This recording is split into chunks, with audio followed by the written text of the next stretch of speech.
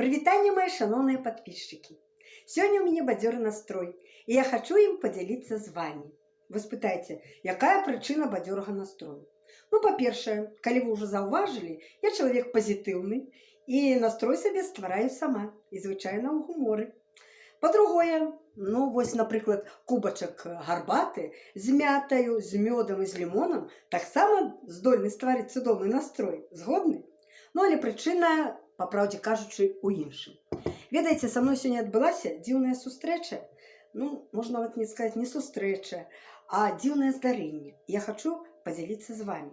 Я ішла сёння по вуліцы, а насустрач ішлі две жанчыны. Пажылая цягнула коляску по снезе, маладая гушкала на руках грудное дзіця, якое плакала.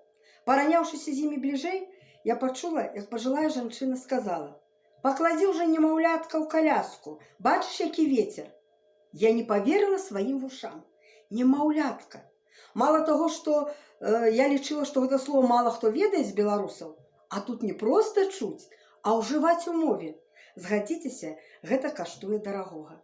Мяне вельмі зацікавіла, я прыйшла дадому, залезла ў розныя слоўнікі і была здзіўлена, што слова немаўлятка мае адпаведнік толькі в украінскай мове. У нас немаўлятка, в украінскай мове немовля, а больш ні ў адной мове адпаведнікаў няма.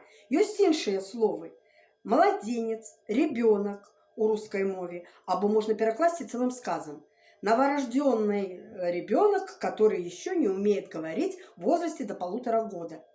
Ну а лишь слово младенец и ребенок само за собой не говорить, а тут само слово говорить.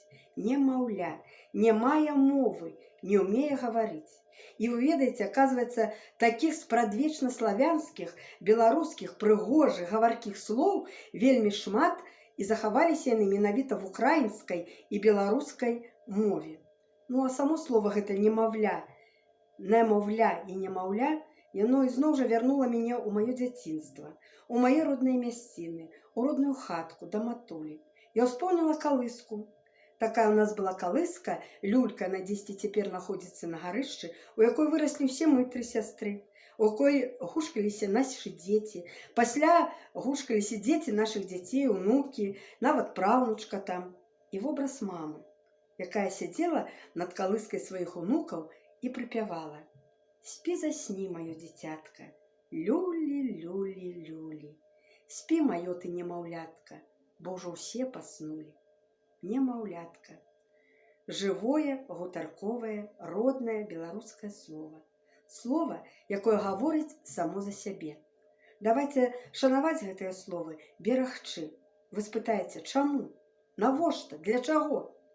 А адкажу я вам на гэта словамі беларускага пісьменніка Рыгора Барадуліна: «Дык каб душою не ачарствець і не страціць святое штосьці».